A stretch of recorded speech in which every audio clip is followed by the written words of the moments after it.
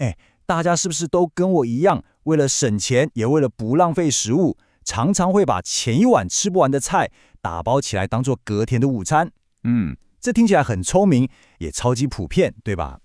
可是啊，你有没有想过，那个你小心翼翼放进保鲜盒的午餐，可能正悄悄地在里面埋下一个健康的隐忧？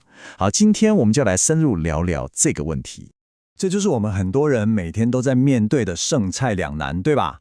一边是方便又省钱，但另一边却可能藏着我们不知道的风险。没错，保存剩菜绝对是一个好习惯，但是这里面藏着一个小小的，但却超级重要的细节，是大部分人都忽略掉的。而这个细节就是我们今天要解开的谜团。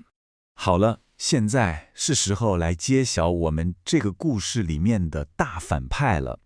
它不是什么奇怪的化学物质，而是一种可以说是潜伏在我们厨房里的隐形入侵者。它的本名听起来有点拗口，叫做蜡样芽孢杆菌。你先不用管这个名字，你只要知道这东西其实到处都是，土壤里、灰尘里，甚至很多我们买回来的食材上本身就带有那么一点点。平常它很安静，没什么问题，可是一旦环境对了，它就会变成一个大麻烦。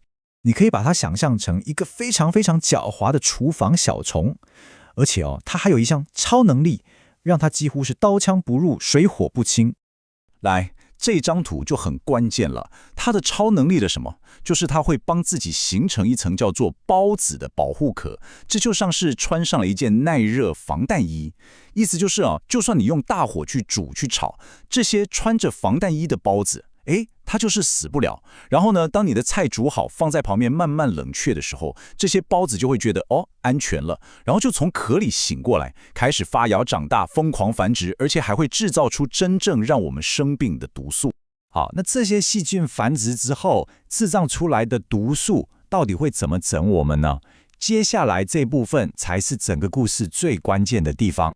所以最重要的一点来了，大家一定要记住，就算你把剩菜重新加热到非常烫，杀光了细菌本身，但是它们只检生出来的那些毒素很可能还留在食物里。这些毒素超级顽强，有些种类甚至可以耐受到摄氏126度的高温。你想想，我们家里的瓦斯炉根本拿它没辙。而且这个细菌还会玩两种不同的把戏。第一种是呕吐型，毒素在食物放凉的时候就已经产生了，特别喜欢出现在米饭、面食这些淀粉类的食物里。通常你吃下去1到6个小时内，就会开始觉得恶心想吐。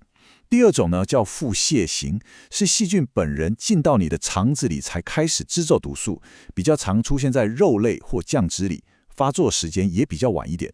所以同一盘炒饭，有可能你吃的是狂吐，你朋友吃的却是拉肚子。哇，讲到这里是不是觉得有点可怕？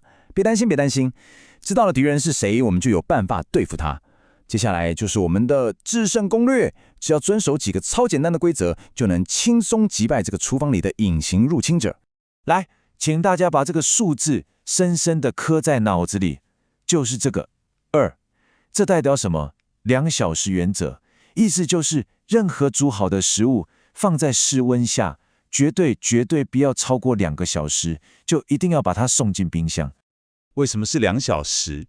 因为摄氏4度到60度这个区间，我们叫它温度危险区。这简直就是细菌的游乐场，他们的水上乐园。在这个温度范围内，他们会玩得超开心，然后疯狂的繁殖。所以我们的目标很简单，就是不要让食物待在这个游乐园里太久。好，下一个关键数字4。请你现在就去检查一下你家的冰箱冷藏室的温度，一定要设定在摄氏4度或是更低，这是防止细菌开派对的安全底线。最后一个救命数字75。当你要吃隔夜菜的时候，拜托一定要彻底加热，让食物的中心温度达到摄氏75度以上，这才能确保把可能偷偷长出来的细菌杀光。千万不要只是用微波炉加热到温温的哦。很多人都常犯这个错，就是外面摸起来很烫，结果筷子一戳进去，里面还是凉的，这样是不行的。OK， 除了学会怎么正确保存食物，我们其实还可以在准备的时候就做出更聪明的选择，让我们吃得更安心。你看这张图就很清楚了，其实不是每一种菜都适合反复加热。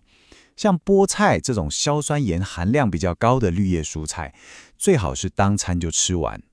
那如果你要准备便当，可以多选择像青花菜啊、红萝卜、南瓜这一类比较耐操、性质比较稳定的食材。当然啦，米饭和肉类永远都是需要我们特别小心处理的主角。还有一个小提醒，反复加热也会让食物里面的维生素 B 群和维生素 C 这些水溶性维生素流失掉。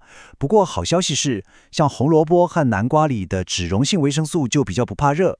所以呢，一个很简单的补救方法就是，你吃完便当之后再吃一根新鲜水果，就能轻松把流失的营养补回来喽。好了，听完今天的内容，最重要的几个 takeaway 是什么呢？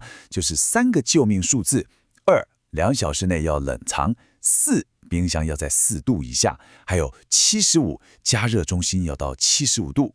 记住了吗？那么想想，今天晚上你在厨房处理剩菜的时候，会不会做出什么不一样的改变呢？